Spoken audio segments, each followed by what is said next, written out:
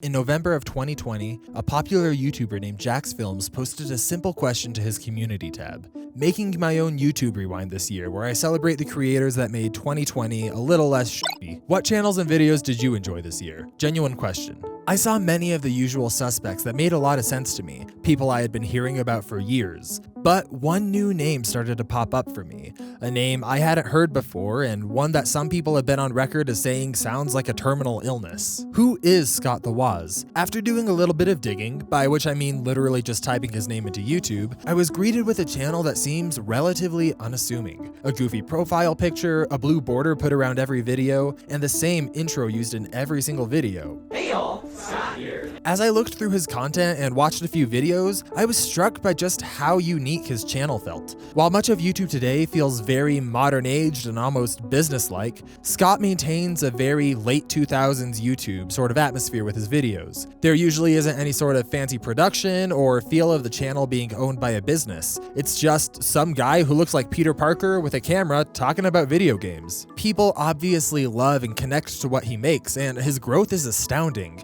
In the year 2020, he's averaged gaining 1.3 thousand subscribers every single day and over 500,000 views every 24 hours. So how did something seemingly so simple get so big? For that answer, we're gonna need to go back to the beginning. Hey y'all, Scott here. The Wii U is about 3 large footsteps away from the grave. Whoa! Agnetmeister, I'm not feeling too hot.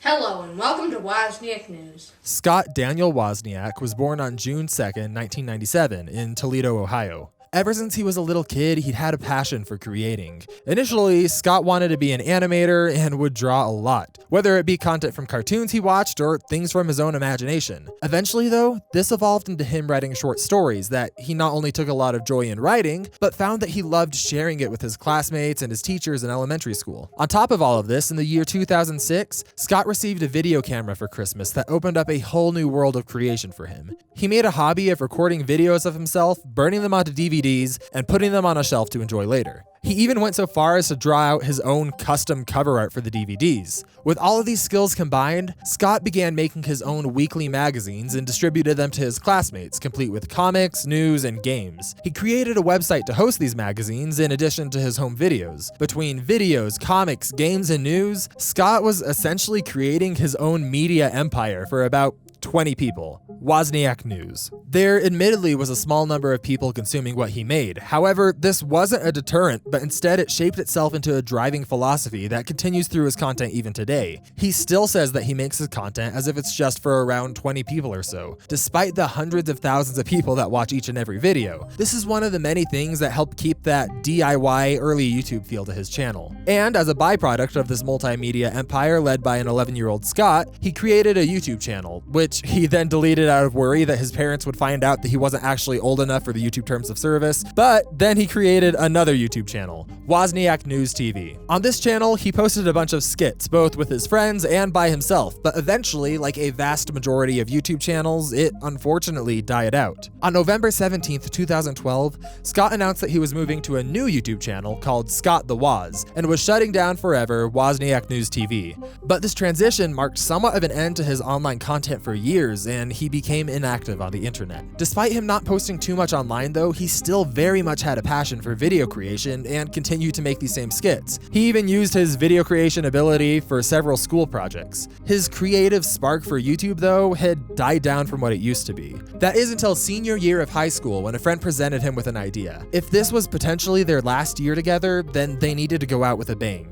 He wanted to make one last ultimate video, a 30-minute comedy sketch that not only parodied how the internet was portrayed in the 1990s, but was also meant to represent both Scott's past in video creation as well as his future. After 6 months of production, Scott's magnum opus was finished, The Internet and You, which became the first ever video posted to the Scott The Woz channel. The Internet and You is a bizarre experience to watch. It easily has the most DIY home video vibe out of any of the videos on his channel. Despite this being made as one last hoorah with his friends, it reignited a passion for YouTube creation in Scott, and it wasn't long before his next video and his very first Hey y'all, Scott here. in a new comedy vlog video called First Ever Vape Shop Visit. Between these first 2 videos and one posted shortly after, the early content on this channel looked incredibly different than what we see today. The channel as a whole seemed to be more focused on comedy skits rather than commentary. That changed, however, when Scott decided that he'd really like to try talking about video games, one of his other passions. He'd attempted this before in some videos on Wozniak News TV, but never in the Scott The Woz format we know today. That is until January 7th, 2017, when he posted a video called Nintendo Switch Wishlist, which became the very first episode of the modern-day Scott The Woz. Something that strikes me here is how from the very beginning, everything was seemingly here. The intro, the blue background, a similar comedic writing style. This video right off the bat from episode 1 feels like a Scott The Woz video. After this video was posted, he made a personal goal for 2017. He was gonna post a new video in the Scott The Woz series every single week, with a consistency that's important to him even today. This drive for posting each week though didn't seem to come from a place of channel optimization or YouTube algorithm hacking though. It seemed instead to come from a personal desire to just post for the love of posting, and the satisfaction of seeing a new video added to his virtual shelf. And basically ever since, we've gotten a new Scott The Woz video every single week with very little break. It's here that we can start taking some seriously valuable lessons away from Scott's journey. Although he posted regularly, the channel didn't take off immediately. Instead, he posted for nearly a year with modest but steady growth. It was just like the old days when he was creating content for 50 or so people, and he was content with that. By August of 2017, after 8 months of posting every single week, he had around 1,000 subscribers. But shortly after that, in October of 2017, Scott's channel received a shout out from the popular YouTuber Relax, and his channel shot up in popularity. Despite having only around 1,000 subscribers in September, by January, Scott had amassed over 100,000 subscribers. Now, I bring this up for a very particular reason. 100,000 subscribers after only around a year of consistent uploading is absolutely insane. It's really easy and tempting to look at Scott's rise and see it as an unattainable stroke of luck that blessed a new content creator. But Scott wasn't a new content creator. He had been at this in one form or another for over a decade. I see a lot of new YouTubers or streamers who produce consistently for weeks or months while seeing very little growth. And then they look at explosive growth like Scott's and it can be kind of overwhelming. So often, however, people don't see the 10 years of content creation before his rise that gives context to the growth of his channel. These things take time for everyone. And having a period of just creating for 20 people isn't only normal, but it's healthy as well. The time frame of Scott's rise isn't the only contributor to his channel's growth though. Instead, it provides the groundwork for a bunch of other little details that bolster his channel, things that he likely picked up as a byproduct of his experience in video creation. There are very subtle decisions made on the channel that are absolutely fascinating to me. The first category of these decisions revolves around inclusivity of the show and its production. Go and watch an episode of Scott The Woz and pay attention to the way he talks. He stuffs his videos full of humor and skits that harken back to his roots, but nearly every joke he makes isn't one that has a prerequisite of insider knowledge to appreciate. His jokes aren't typically a hyper-specific in-joke about a hyper-specific niche game, but instead they're written in a way that can appeal to just about everyone, whether they be new to gaming or potentially don't even play games at all. Even the subject matter he talks about is chosen this way. Not everyone can relate to a specific video game being talked about, but when he chooses broader topics or consoles rather than a niche title, it opens up his content for a whole new world of people to enjoy. His most popular video today is a video about game controllers.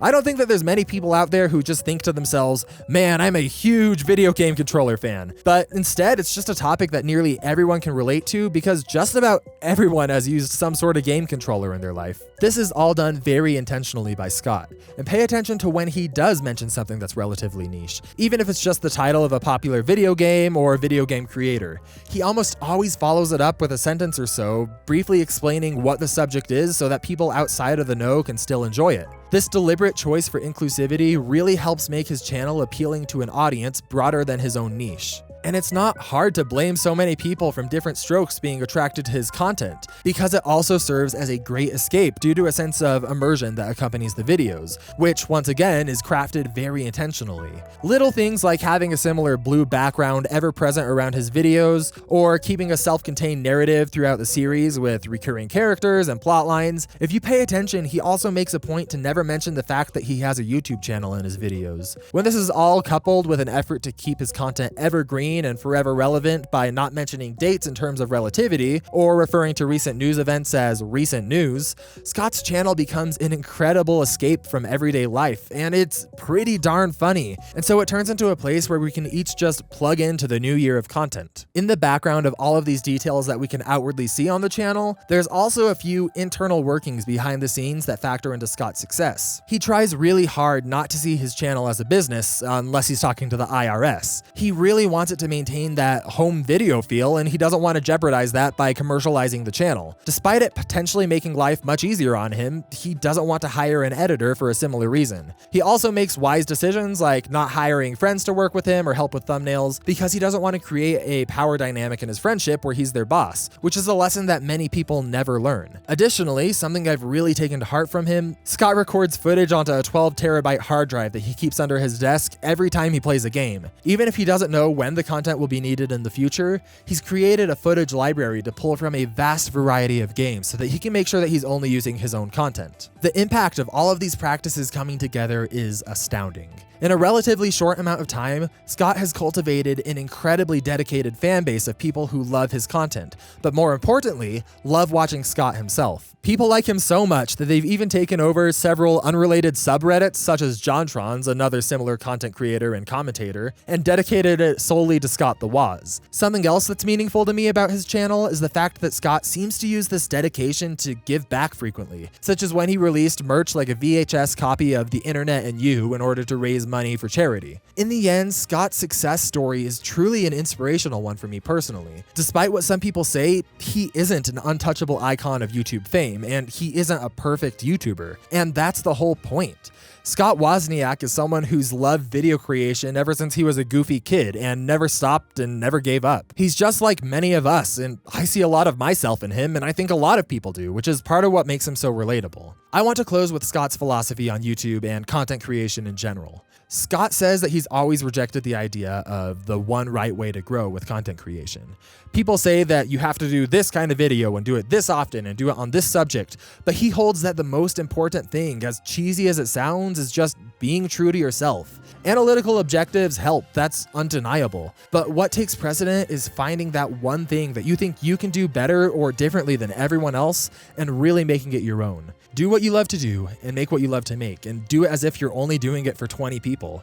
And you might just see that same kind of fulfillment that Scott has shown us through his channel. And it's with this fulfillment and dedication that he's changed the lives of 1 million people. Stay smashing.